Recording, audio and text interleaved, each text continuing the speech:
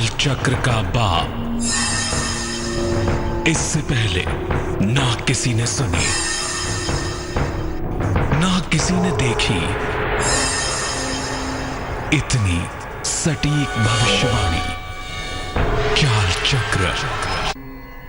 नमस्कार, बहुत स्वागत है आपका। आप देख रहे हैं चाल चक्र और मैं हूं आपके साथ शैलेंद्र पांडे। आपको याद दिला दूं एक बार कि आज नवरात्रि का वैसे तो दूसरा दिन है, लेकिन आज की तिथि की शुरुआत चूंकि प्रतिपदा तिथि में हुई है, इसलिए आज भी तकनीकी रूप से मां शैलपुत्री की ही पूजा होगी। अब मां शैलपुत्री की पूजा विधान तो हम आपको बता चुके हैं, सारा सिस्टम बता चुके हैं, तो आज हम कुछ और बात कर लेते हैं। आज हम क्या खास बात करने वाले हैं? नवरात्रि से जुड़ी हुई एक बहुत खास जानकारी आपको देने वाले हैं। वो जानकारी क्या है, वो बात क्या है, आइए बताते हैं कि चाल चक्र में आज आपको क्या खास जानकारी मिलने वाली है। आज चाल चक्र में बात करेंगे दुर्गा सप्तशती के बारे में। क्या है दुर्गा सप्तशती? अक्सर लोग नवरात्रि में इसका पाठ करते हैं, लेकिन इसकी महिमा नहीं जानते, इसका सिस्टम नहीं जानते।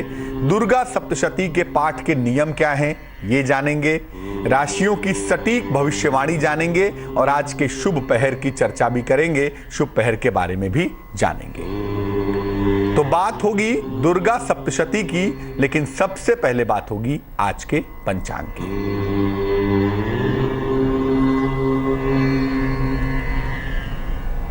आज तिथि है आश्विन शुक्ल प्रतिपदा। तिथि है आश्विन शुक्ल प्रतिपदा। नक्षत्र है आज का चित्रा नक्षत्र। चंद्रमा कन्या राशि में संचरण करेंगे और चंद्रमा की इस चाल के आधार पर हम ये समझेंगे कि आपका दिन कैसा जाने वाला है, कितना अच्छा होगा, कितना बुरा होगा, कितना निगेटिव, कितना पॉजिटिव। और राहु काल का जो समय होगा, जिसमें कोई भी नया और शुभ कार्य नहीं करेंगे, वो समय होगा शाम को 4:30 से तकरीबन 6 बजे तक। दिशाशूल पश्चिम दिशा यानी पश्चिम दिशा की तरफ यात्रा करने की मनाही होगी, तो बेहतर होगा कि पश्चिम दिशा की तरफ यात्रा ना करें। लेकिन अगर यात्रा करना जरूरी है, मजबूरी है, तो ऐसी दशा में जरा सा पान का पत्ता खा के और भगवान का स्मरण करके यात्रा करेंगे तो मुश्किल से बचे रहेंगे। सबसे पहले जानते हैं कि दुर्गा सप्तशती है क्या, जिसका पाठ हम अक्सर नवरात्रि में करते हैं, और दुर्गा सप्तशती के पाठ की खास बातें क्या हैं। देखिए, ऐसा माना जाता है कि वेदों की भांति दुर्गा सप्तशती भी अनादि है। कहाँ से आई, कैसे प्रकट हुई, इसके बारे में वेदों के बारे में भी पता नहीं होता। और यही बात दुर्गा सप्तशती के बारे में कही गई है कि ये भी अनादि है। कहाँ से शुरू हुई, कहाँ से प्राकट्य हुआ इसका, ये अनादि है, इसके बारे में कोई नहीं जानता। मार्कंडे पुराण के माध्यम से, मार्कंडे ऋषि ने मार्कंडे पुराण के माध्यम से दुर्गा सप्तशती जन सामान्य तक पहुंचा दी, जनता तक पहुंचा दी। आम जन के लोग जो इसको जान पाए, वो मार्कंडे ऋषि की कृपा से जान पाए, वो मार्कंडे पुराण के माध्यम से जान पाए। देवी की उपासना के लिए दुर्गा सप्तशती सर्वश्रेष्ठ ग्रंथ माना जाता है। ऐसा मानते हैं कि देवी की उपासना का ये सर्वोत्तम ग्रंथ है, सर्वश्रेष्ठ ग्रंथ है, सबसे मजबूत ग्रंथ है। इसमें देवी की उपासना के 700 श्लोक दिए गए हैं। तकरीबन देवी की उपासना के इसमें 700 श्लोक दिए गए हैं, इसीलिए इसको सप्तशती कहा जाता है। सप्तशती का अर्थ होता है 700, और 700 श्लोक होने की वजह से इसका एक नाम सप्तशती बताया गया है। ये 700 श्लोक 3 भागों में बांटे गए हैं: प्रथम चरित्र, मध्यम चरित्र और उत्तम चरित्र। प्रथम चरित्र में केवल पहला अध्याय है, मध्यम चरित्र में दूसरा, तीसरा और चौथा अध्याय है, और जितने बाकी अध्याय हैं वो सब उत्तम चरित्र में बताए गए हैं, उत्तम चरित्र में रखे गए हैं। ये 700 श्लोक कोई आम श्लोक नहीं है कि आपने पढ़ लिया और काम खत्म हो गया। इन श्लोकों के अंदर तंत्र की बड़ी सारी क्रियाएं लिखी हुई हैं, तंत्र के बड़े सारी चीजें लिखी हुई हैं। इन 700 श्लोकों में मारण के श्लोक हैं, मोहन के श्लोक हैं, उच्चाटन के श्लोक हैं, स्तंभन के श्लोक हैं और वशीकरण विद्वेषण के श्लोक भी दिए गए हैं। यानी इसमें तंत्र की जो तमाम क्रियाएं हैं, मारन, मोहन, उच्चाटन, स्तंभन, वशीकरण, विद्वेषण, इसके तमाम श्लोक दिए गए हैं। अगर आप इसकी तकनीक को जानते होंगे, अगर आप इसकी टेक्नोलॉजी को जानते होंगे, तो आप ये बहुत आसानी से जान पाएंगे कि दुर्गा सप्तशती के जो अलग अलग श्लोक हैं उनके अलग अलग प्रभाव क्या हैं, उनके अलग अलग परिणाम क्या हैं। तो दुर्गा सप्तशती तंत्र की एक बड़ी मजबूत पुस्तक है, तंत्र की एक बड़ी अनूठी पुस्तक है, और तंत्र की इस अनूठी पुस्तक को 3 भागों में बांटा गया है, प्रथम चरित्र, मध्यम चरित्र, उत्तम चरित्र। और इन श्लोकों के अंदर मारण, मोहन, उच्चाटन, विद्वेषण, स्तंभन, तमाम तरह के अनूठे श्लोक दिए गए हैं, जिसको सही तरीके से अगर आप यूज करना जानते हैं तो दुर्गा सप्तशती के तंत्र शक्ति से आप वो तमाम चीजें कर सकते हैं जो सामान्य रूप से कर पाना संभव नहीं होता है। अब दूसरा सवाल ये पैदा होता है कि दुर्गा सप्तशती का रहस्य क्या है? दुर्गा सप्तशती आखिर इतनी ताकतवर क्यों है? क्यों कहते हैं कि दुर्गा सप्तशती तंत्र की इतनी मजबूत पुस्तक है, इतनी अनूठी किताब है? क्यों कहते हैं? सप्तशती में शक्ति की प्राप्ति और शक्ति के प्रयोग का अद्भुत विज्ञान छिपा हुआ है। सप्तशती में शक्ति की प्राप्ति और शक्ति के प्रयोग का अद्भुत विज्ञान छुपा हुआ है, बड़ा अनूठा विज्ञान छुपा हुआ है। इसीलिए इसको मंत्रों से कीलित कर दिया गया है। जैसे एक दरवाजे के अंदर खजाना भरा हुआ है तो दरवाजे को लॉक कर दिया गया है, उसी तरह से इसके मंत्रों के अंदर चूंकि शक्ति बहुत है, ताकत बहुत है, इसीलिए इसको मंत्रों से कीलित कर दिया गया है, मंत्रों से बांध दिया गया है। बिना इसको उत्कीलित किए हुए, बिना इसको खोले हुए अगर आप इसको पढ़ते हैं तो इसका कोई प्रभाव नहीं होता, क्योंकि इसके मंत्र की जो शक्तियां हैं वो बांध दी गई हैं ताकि इसका कोई दुरुपयोग ना हो सके, कोई इसका दुरुपयोग ना कर पाए। कितने भी नियम से आप पाठ करें, कितने भी आप सावधानी से पाठ करें, बिना उत्कीलन के इसका प्रभाव शून्य हो जाता है। दुर्गा सप्तशती का उत्कीलन करना बहुत ज्यादा इंपॉर्टेंट है, क्योंकि इसके मंत्र का दुरुपयोग होने की संभावना थी, इस बात की संभावना थी कि इसके मंत्रों का दुरुपयोग होगा, इसीलिए इसको बांध दिया गया, इसको कीलित कर दिया गया। बिना इसको उत्कीलित किए हुए, बिना इसको खोले हुए इसका पाठ कितने भी सावधानी से किया जाए, बिना उत्कीलन के इसका प्रभाव शून्य हो जाता है, बिना उत्कीलन के इसका प्रभाव नहीं होता, बिल्कुल प्रभावशाली नहीं हो पाती। इसीलिए दुर्गा सप्तशती को उत्कीलित करना बहुत आवश्यक है। जब आप दुर्गा सप्तशती पढ़ने जा रहे हैं तो उसके पहले इसको उत्कीलित करेंगे, और उत्कीलित करने के बाद जब पढ़ेंगे तभी आपको इसका फायदा होगा। क्या तरीका है उत्कीलन करने का? वैसे तो तंत्र का मामला है ये, और तंत्र के मामले को स्पष्ट करना इतना आसान नहीं होता। फिर भी मैं बता दूं कि उत्कीलन के तमाम तरीके बताए गए हैं, बड़े सारे तरीके बड़ी सारी तंत्र की पुस्तकों में बताए गए इसको उत्कीलित करने के, कि दुर्गा सप्तशती को उत्कीलित कैसे करेंगे। सप्तशती के पाठ के पहले उत्कीलन के मंत्र का कम से कम 108 बार जप करना चाहिए। पहले 108 बार उत्कीलन के मंत्र का जप कर लें और उसके बाद तब सप्तशती का पाठ करें। जो सबसे सरल मंत्र है वो है ओम श्रीं क्लीं ह्रीं सप्तशती चंडिके उत्कीलनम कुरु कुरु स्वाहा। ओम श्रीं क्लीं ह्रीं सप्तशती चंडिके उत्कीलनम कुरु कुरु स्वाहा। ये सप्तशती को उत्कीलित करने का सबसे सरल मंत्र है। हालांकि प्रथम चरित्र, मध्यम चरित्र और उत्तम चरित्र को एक सिस्टम से पढ़ने को भी कई विद्वान कहते हैं कि वो भी अपने आप में उत्कीलन ही होता है, लेकिन जो उत्कीलन का सबसे सरल मंत्र है वो हमने आपको बता दिया। इस मंत्र का जप करेंगे लाल चंदन की माला से या रुद्राक्ष की माला से। इस मंत्र का जप करेंगे लाल चंदन की माला से या रुद्राक्ष की माला से 108 बार सप्तशती का पाठ करने के पहले। अगर आप ऐसा करते हैं तो निश्चित रूप से सप्तशती ओपन हो जाती है, सप्तशती उत्कीलित हो जाती है। और जब उत्कीलित होने के बाद आप इसका पाठ करते हैं, उत्कीलित होने के बाद इसको पढ़ते हैं, तो इसका संपूर्ण प्रभाव, पूरा इफेक्ट आपको पूरी तरह से दिखाई देता है। अब ये जान लेते हैं कि दुर्गा सप्तशती का पाठ कैसे करें, दुर्गा सप्तशती क्या है, इसके मंत्रों को कैसे उत्कीलित करें, इसका सिस्टम क्या है, ये सब तो हमने जान लिया। अब ये जानते हैं कि सप्तशती का पाठ करेंगे कैसे, तरीका क्या होगा। देखिए, सप्तशती का पाठ किसी भी समय में कर सकते हैं, ऐसा नहीं है कि कोई खास समय है इसका जब सप्तशती का पाठ किया जाए। लेकिन नवरात्रि में चूंकि ऊर्जा बहुत होती है प्रकृति में, और प्रकृति के अंदर वो शक्ति होती है जिसकी ताकत आपको अनुभव हो सकती है, मिल सकती है, इसीलिए नवरात्रि में दुर्गा सप्तशती का पाठ करना सर्वोत्तम होता है, सबसे ज्यादा अच्छा होता है। देवी के समक्ष एक घी का दीपक जलाएं, एक मुखी दीपक हो तो बड़ा अच्छा है।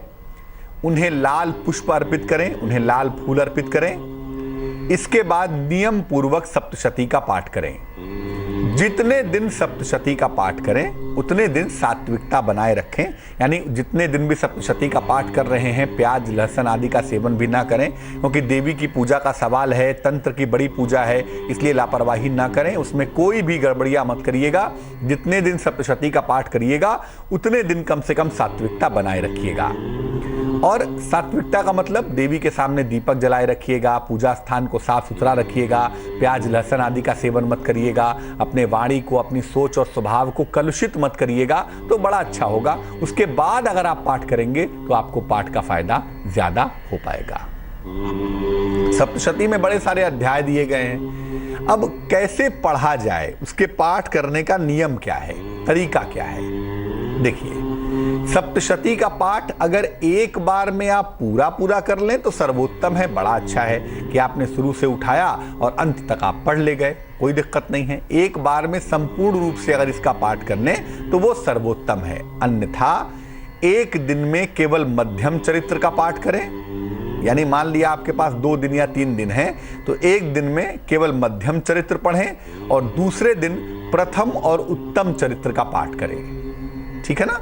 एक दिन मध्यम चरित्र और अगले दिन प्रथम चरित्र और उत्तम चरित्र के जितने अध्याय हैं उनका पाठ करें।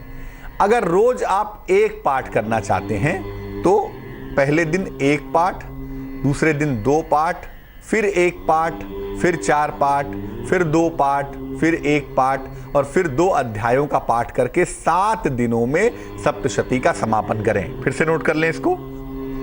अगर आप अध्याय वाइज पढ़ना चाहते हैं तो पहले दिन में 1 पाठ 1 अध्याय, फिर 2 अध्याय, फिर 1 अध्याय, फिर 4 अध्याय, फिर 2 अध्याय, फिर 1 अध्याय और फिर 2 अध्याय का पाठ करके 7 दिन में सप्तशती समाप्त कर सकते हैं। 7 दिन में सप्तशती आप पूरी कर सकते हैं।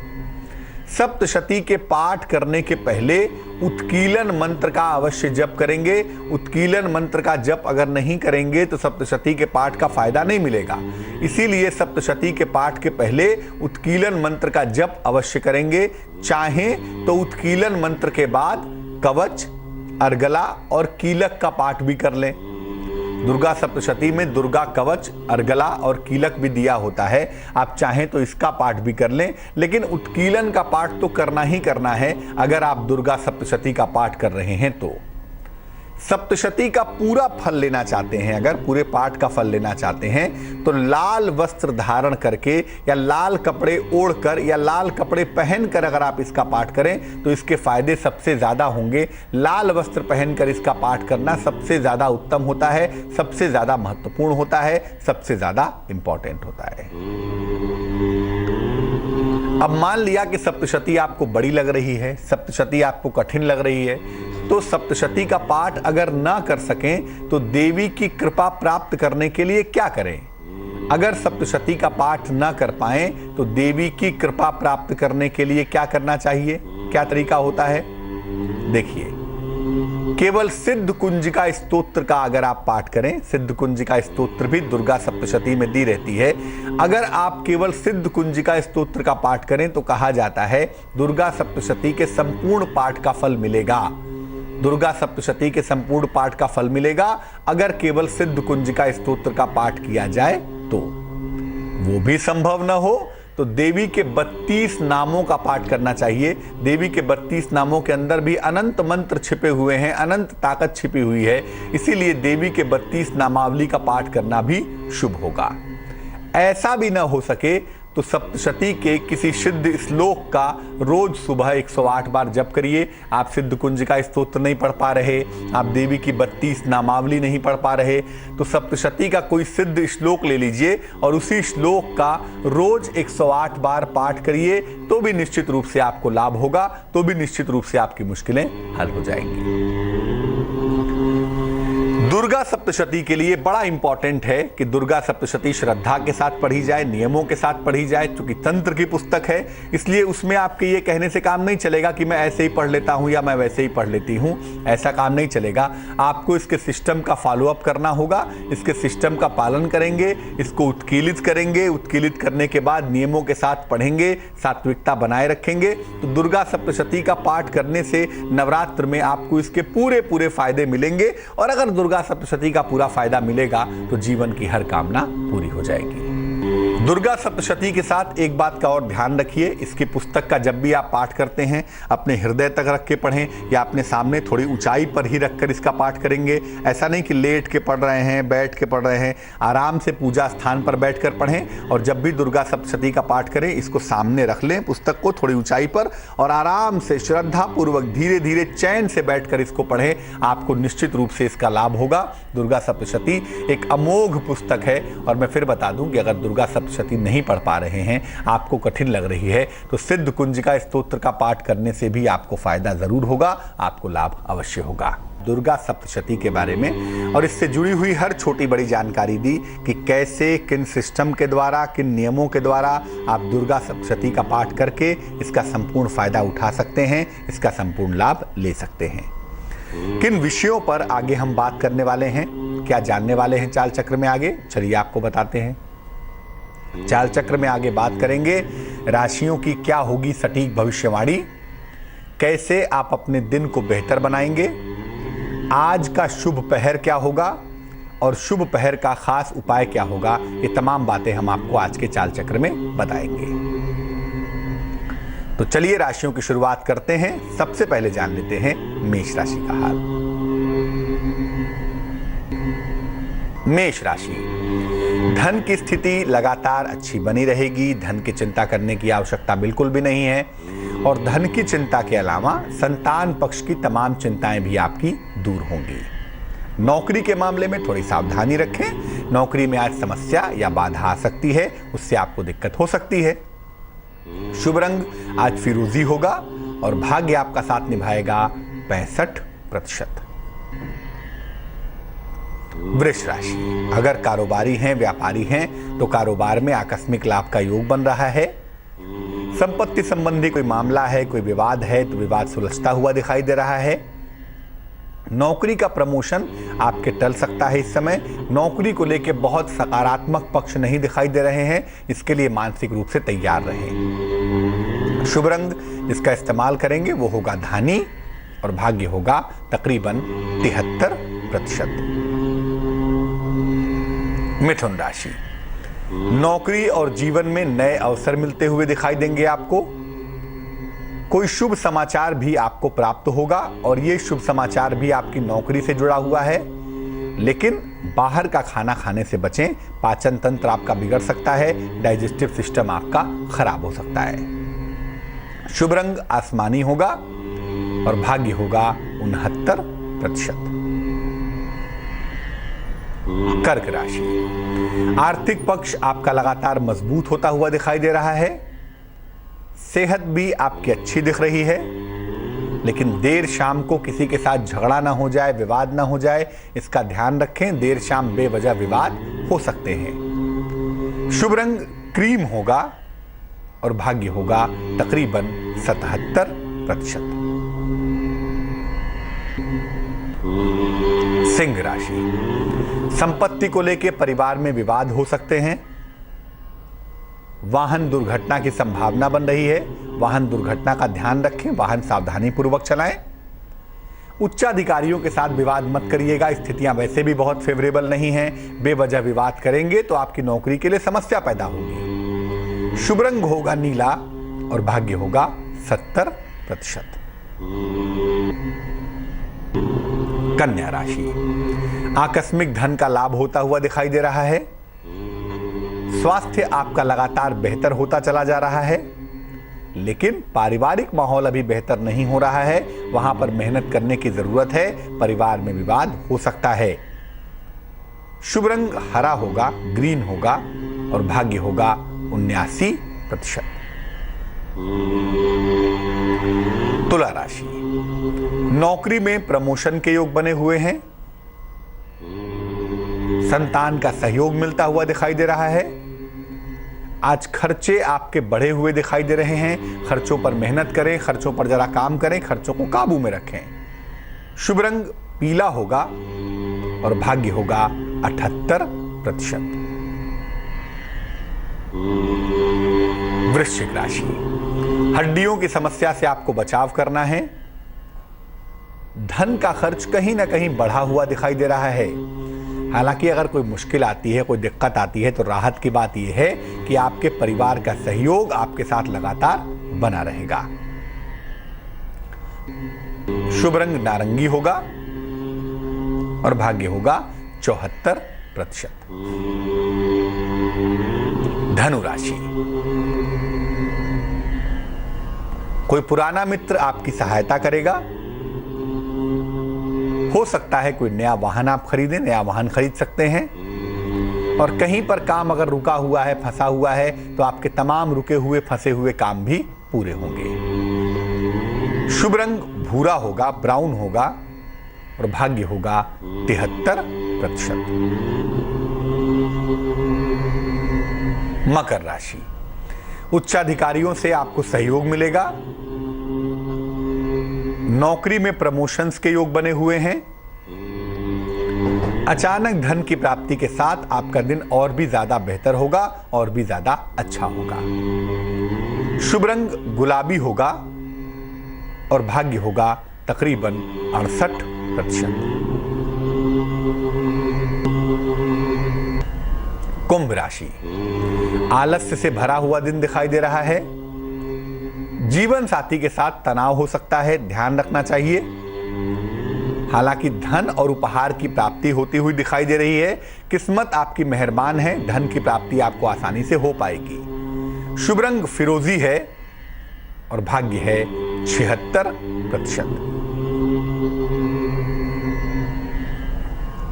मीन राशि, मान सम्मान उपहार की प्राप्ति होगी आपको। पारिवारिक काम में थोड़े से व्यस्त दिखाई दे रहे हैं, व्यस्त रहेंगे। मित्रों के साथ विवाद से आपको बचाव करना चाहिए। वहां पर बेवजह विवाद हो सकता है, वहां पर शांति बनाए रखें। शुभ रंग लाल होगा, रेड होगा और भाग्य होगा 65%।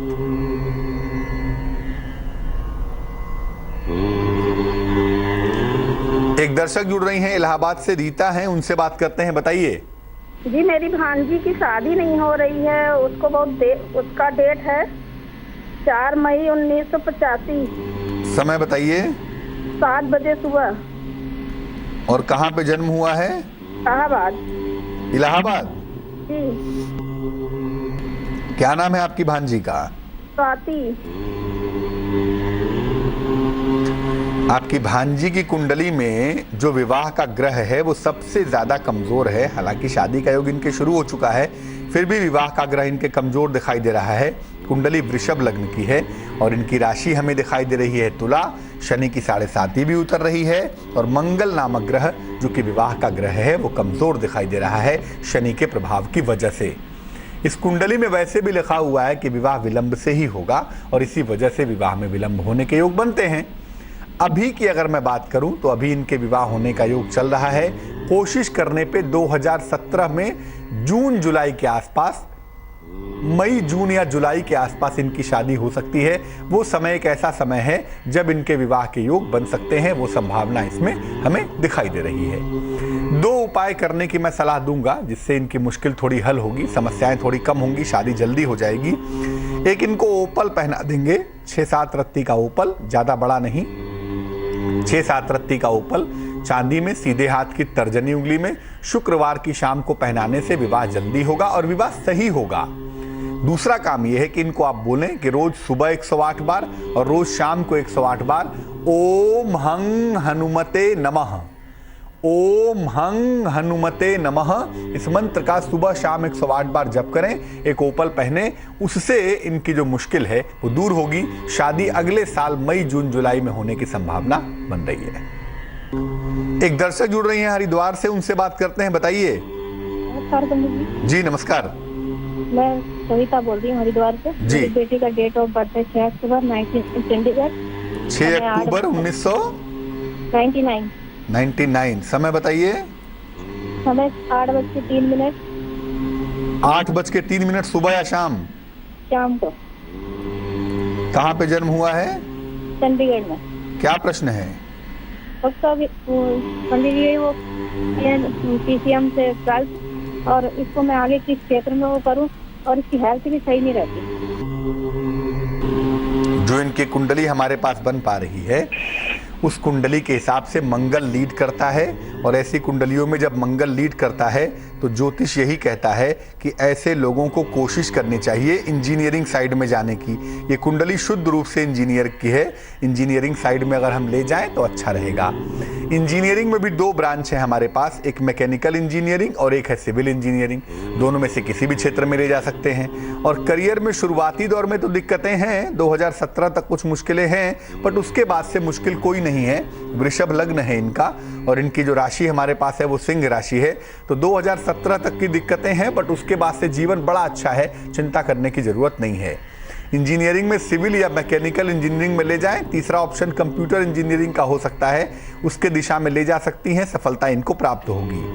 करियर बढ़िया हो, शिक्षा में मुश्किलें परेशान ना करें, जीवन ठीक चले, इसके लिए इनको एक पन्ना पहना देते हैं। एक तकरीबन 5-6 रत्ती का पन्ना चांदी की अंगूठी में, सीधे हाथ की छोटी उंगली में, बुधवार को शाम को पहनाने से इनको लाभ होगा। तो एक इनको पन्ना पहनाइए, उससे इनको जरूर लाभ होगा। और इसके अलावा सुबह और शाम दोनों समय अगर ये खुद करें तो बहुत अच्छा, वरना आप इनकी माता जी हैं, आप इनके लिए ओम शं शनैश्चराय नमः, ओम शं शनैश्चराय नमः इस मंत्र का जप करें। इससे इनकी मुश्किल हल होनी शुरू हो जाएगी। तो दुर्गा सप्तशती के बारे में हमने बात की और आपको बताया कि दुर्गा सप्तशती तंत्र की कितनी महान पुस्तक है और दुर्गा सप्तशती का सही जप करने से, सही पाठ करने से जीवन की हर मुश्किल को आप दूर कर सकते हैं। एक दर्शक से बात कर लेते हैं। पूनम जुड़ रही हैं हमारे साथ इलाहाबाद से। पूनम जी बताइए। हाँ जी पंडित जी नमस्कार। जी नमस्कार। मैं अपने छोटे बेटे के बारे में पूछना चाहती हूँ। उसकी जन्म तिथि है 9 जून 1991।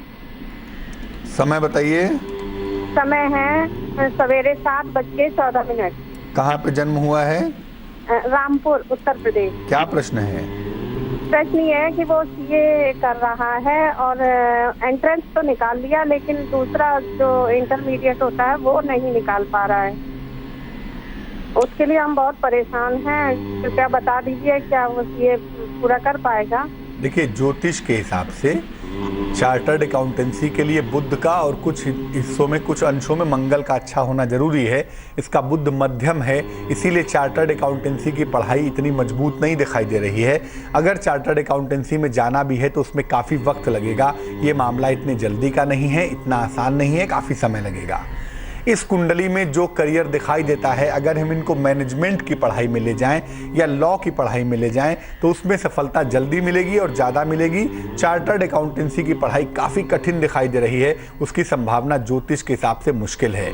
फिर भी अगर ये मैनेजमेंट में चले जाएं, लॉ में चले जाएं और साथ में CA की पढ़ाई करते रहें तो हो सकता है देर सवेर सफलता मिल जाए।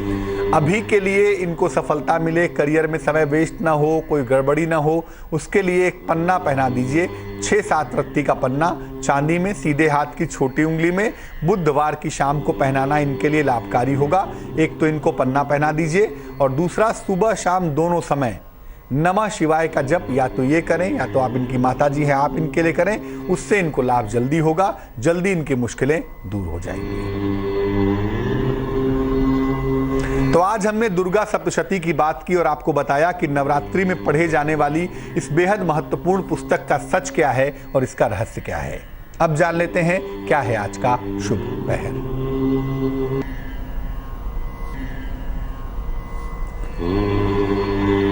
आज का शुभ पहर है रात को 8 बजे से 9:30 तक। 8 बजे से 9:30 रात तक शुभ पहर है। किसी निर्धन को खीर या सफेद मिठाई खिलाइए। अगर आपके स्वास्थ्य संबंधी कोई भी समस्या है, अगर आपकी हेल्थ की कोई भी समस्या है, तो इस उपाय को करने से वो दूर हो जाएगी। लेकिन वो करेंगे शुभ पहर में ही, और शुभ पहर का समय होगा रात को 8 बजे से तकरीबन 9:30 तक। तो आज के लिए चाल चक्र में बस इतना ही। मुझे दीजिए इजाजत। आगे देखिए रिश्तों की कहानी संजय सिन्हा के साथ। नमस्कार।